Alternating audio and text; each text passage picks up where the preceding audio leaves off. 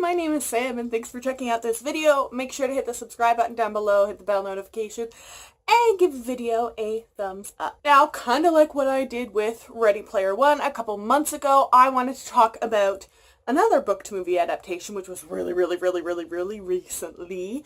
And I have a feeling this is going to continue expanding because every book is being adapted now, or at least optioned off. But like legitimately, I kind of keep track of it for work reasons. There are so many adaptations of graphic novels or comics or just regular novels that come out in adaptations now. It's totally insane. Obviously, I am talking about Crazy Rich Asians. I also, though, happen to pick up the movie tie-in edition, and this is actually what the movie poster is anyways, which is part of the reason why I love it, because it's beautiful.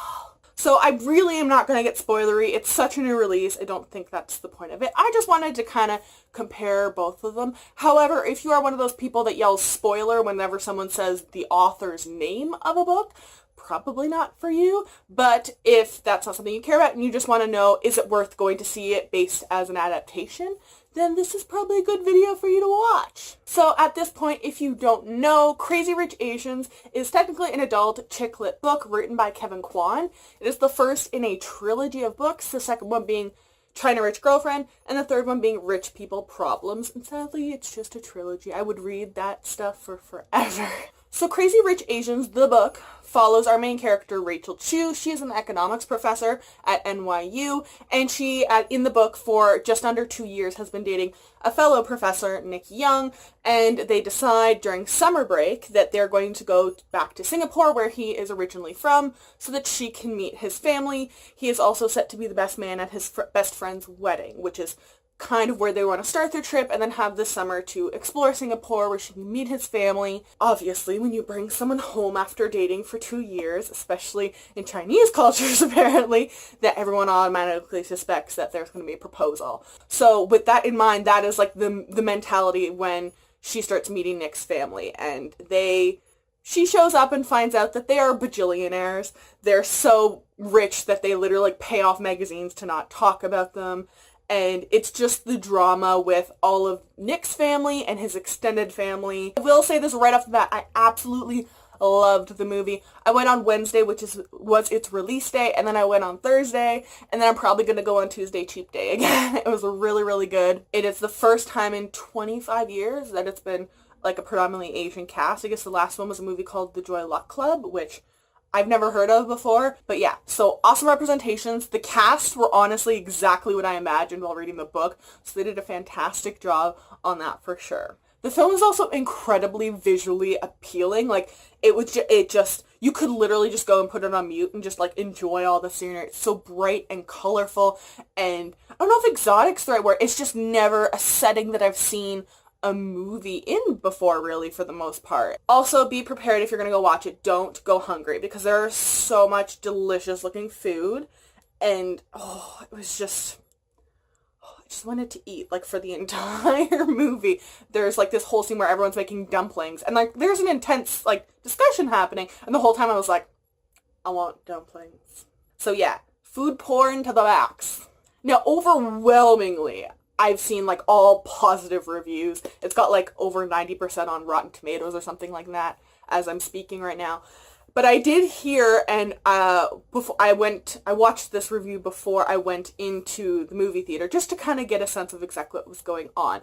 And I listened to this person's critique. They didn't give a very high praise for the movie, is like the nice way of saying it. But just in case someone did see that or thinks some of these things before going into it, I just want to say, don't go into the movie and leave upset that it's all rich people. The movie is and book is called Crazy Rich Asians. 2, it's not a racist title. They're not saying Asians are crazy. It's Crazy Rich Asians, not crazy and rich. Okay, like just make sure you understand. That's a big one that I've seen a lot of people. Also, it's not like mind-blowingly original plot-wise. People are hyped about it because of the representation and the unique setting. Another one was, people were saying, I'm upset that this movie has only like mainland Chinese, essentially, like ancestry representation. I'm not going to go see it because it doesn't give any representation to, people in lower classes in Singapore or Chinese. I understand representation is important, and I can understand being angry that you don't see yourself in this movie specifically. That being said, protesting a movie that is doing representation of a different kind does not mean that the representation you yourself are angry is not there is going to get sped up. In fact, that's why people are so hardcore pushing for movies like Black Panther, Love, Simon, Crazy Rich Asians to have big box offices, so Hollywood sees the return on the investment, so they can be like, all right, people want diversity. What diversity do we need to look at expanding on now? It's unfortunate, honest to God, and I'm so privileged with how I look, that you don't get that representation as easily as we should. However, there is an incredibly problematic logic to, I'm not for that representation, so I'm therefore going to tear it down, not build it up, and say, let's build on this. Rather than saying, like we said for Crazy Rich Asians, say, oh my god, awesome for an Asian cast, now let's look at different classes in society. Just like, instead of with Wonder Woman, saying, oh my god, awesome, female superhero. Let's see where else we can expand on superhero representation. For example, Batwoman. I imagine it played a role in some way that Wonder Woman did so fantastic at the box office, and now all of a sudden we are getting a lesbian Batwoman on TV, okay? Tearing down other representation, which is also minority, does not mean yours is going to be built up. Okay, so at this point, this is probably where, if, like I said, you're someone who yells spoiler when someone says the author of a book, then this is probably where you want to discontinue your watching the video. You know, go read the book or watch the movie and then come back. But in all honesty, it's not really going to get super spoilery. I just want to talk about the adaptation as itself, because as a rom-com on its own, oh, thoroughly enjoyed it. Let's be real. If you are someone who reads books and then goes to watch the movie, and especially if it's a book that you love, and then you go to the movie theater and you're like, why did you buy this book? Like, you just took the character names and changed the rest of it. What was the purpose of this? That is not Crazy Rich Asians. Honestly, like, I would say almost 90% of everything that happens in the book is in the movie. And even the things that they removed, I could understand for time reasons why it didn't need to happen, or they removed a super minor character because it's easier to just, like, write in a new character for one scene in a book, but, like, you have to hire a cast member for a movie, right? And even a lot of the things that they changed or adjusted, or completely just removed, they are kind of, like, mentioned in a different way. For example, the Bachelor and the Bachelorette weekend parties that happen, they are changed slightly. However, one of the main characters makes some comment of, oh, you could, you know, it doesn't take any genius to, you know, have a bachelor party that does this, but, you know, what would really uplift it? Doing this. And the thing that we're like, oh, anyone could do it, is what happens in the book. So it was kind of a nice touch. I think the only things that I was kind of disappointed that were missing were at the very, very beginning of the book, we get this small scene where it just explains how Rachel and Nick meet. That is removed from the movie, unfortunately. I was actually really hoping we were going to get to see that. However, they did insert some different scenes that weren't really in the book, but it just kind of helped build the relationship up a little bit more. And if they hadn't done that and had just removed the original scene, I feel like that would have been very, like, I don't have any investment in this couple yet. But I think they did a really good job acknowledging that if they're pulling that out, they need to insert some relationship building or some cute couple-y stuff here and there so that we understand when this build up to all the problems happen, that we are rooting for them. There was also, like, very minor changes for some of the characters, and I kind of think it was because they needed to have a main focus in the film, whereas in the books there are, I think someone said, like, there's 25, like, named characters with dialogue in the book, which can easily get overwhelming in the book, but it's hard to kind of condense that into a 2-hour movie. So I understood why they cut certain characters out and just slotted other characters in. And they actually did that at one point with Rachel Chu and Astrid. It did a good job of actually building up the friendship between Astrid and Rachel. The book actually has kind of 2 main plot points, which was the thing that I was most like, oh dear Lord, how are they going to put this in the movie? So in the movie, they do really dial back Astrid's storyline and all of the drama that she has with her husband. However, there is still drama. The ending is just a little bit different than it was in the book. It's not as, you know, problems made or added to their problems so that you can extend it over 3 books. It's fairly, like, cut and dry. One thing that was really, really cool addition, on all honesty, and kind of pause this point, the negative review I was mentioning earlier didn't make it, I'm so confused now. She made some comment of like, I didn't get any sense that Rachel was smart, or none of her economics professor background came into it. Don't understand where that point of view came from, because like the beginning of the movie shows her talking in her class about game theory. That's her specialization. That's what she focuses on. And it is actually like, you see it, her in the lecture hall giving that, and then as the problems go through the movie, she gets to a point and you can see her talking about with Pei Klin about like applying essentially game theory to this situation. So there is like a literal, and then there's like the in applying it to your life. So I'm not totally sure. Maybe the person just didn't catch that, maybe. But some of the other small changes were things like, you know, Colin's mental health in the book is not really at all incorporated in the movie, which I was kind of sad about, but it's also a hard topic to take on. There is kind of slight changes into like timelines or things like in the book, it's like several times where they're like, Rachel and Nick both say to other people, they're like, we have not talked about marriage. It's not something that we've talked about. We're, you know, maybe after this trip we'll look at it. It's not something we've talked about. However, in the movie, Rachel says that, and then Nick never says that.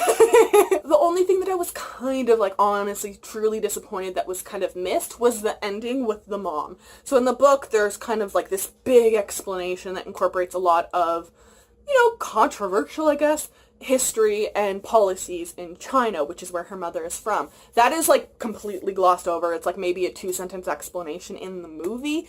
And I could understand, because like Chinese box office is like the second or third, I think, major box office, only behind the United States. So I could see if this movie goes like international distribution, I could see why they would want to make sure that they can actually make money in that market, as well as I imagine if they'd kept it in, I don't even think that they would have gotten approval to go into Chinese theaters. And the last really funny thing was the guy from Dr. Ken in Hangover. I'm totally blanking on his name. I know it's Ken something, but he plays one of the characters in the movie, and he has probably one of the best lines that is actually from the book, and I was so happy between that and the banana comment. Those are the ones I was like, oh good, they incorporated them. They're so funny from the book. But Ken makes a joke of one of the kids wants to leave the table early before finishing her dinner, and he makes some comment of, you know, there's children starving in America there. And I was like, oh my good God. And then it was in all the trailers of, you know, she thinks you're a banana, yellow on the outside, white on the inside. And I love Pei Klin so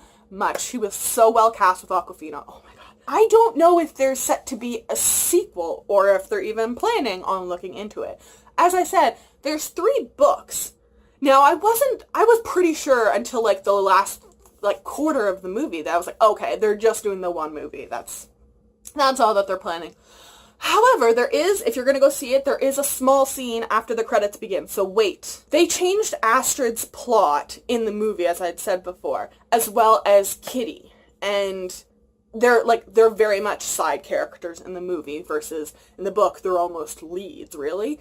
So I wasn't sure what they were going to do with it. I don't know that there's really any sequel potential with Kitty. She was comic relief. However, Astrid has some potential. Now, like I said, they changed all of the drama with Michael. However, the ending credit scene thing confused the bejesus out of me, because there's a big name in it, and I was like, I don't understand the point of bringing him into this at this point at the end of the credit scene if you don't plan on continuing with him in another movie, as well as them focusing on that, like Astrid and that character. So, I mean, they could really do what they did with the book with the sequels and make Astrid and, I don't want to say his name, Astrid and the other character the main, and then follow along with Rachel and Nick as side characters. So I don't know if there's going to be a sequel. I hope there is. I loved this movie. I've seen it twice, like I said. I'm going to go at least one more time. I'm definitely buying it on DVD when it comes out, and I would highly suggest you do so. And it's honestly one of the few good book to movie adaptations I've seen in a really long time. And my last kind of thing was the ending of the movie is different than the ending of the book. And I mean, by default, when I hear that, I get kind of angry. However, I understood why they changed it, and I actually liked how they changed it. In the book, I actually got to the end and I was like, wait, I guess it's in the next book. There's obvious life event that doesn't happen. I was waiting for it to happen. However, the changes that they made actually kind of like paid homage to traditional romantic comedies. That's what I saw it as, like, oh, they're going like old school romantic, whereas like the book has a different, it kind of gets to the same point, just in a different path along the way. And I actually really appreciated that. I saw that and was like, I see what you did there. So yeah, that is my long-winded way of saying go see Crazy Rich Asians and go read the book. It's so good. I'm going to see the movie again, and I really hope it's a success, and I really hope we do get a sequel, at least one, because there's 2 other books to play around with, even if they want to mash them into one movie. I'd be down for that if it's the same quality as the first one. Make sure to check the description box down below. I will link all of my social media. If you follow me, I will follow you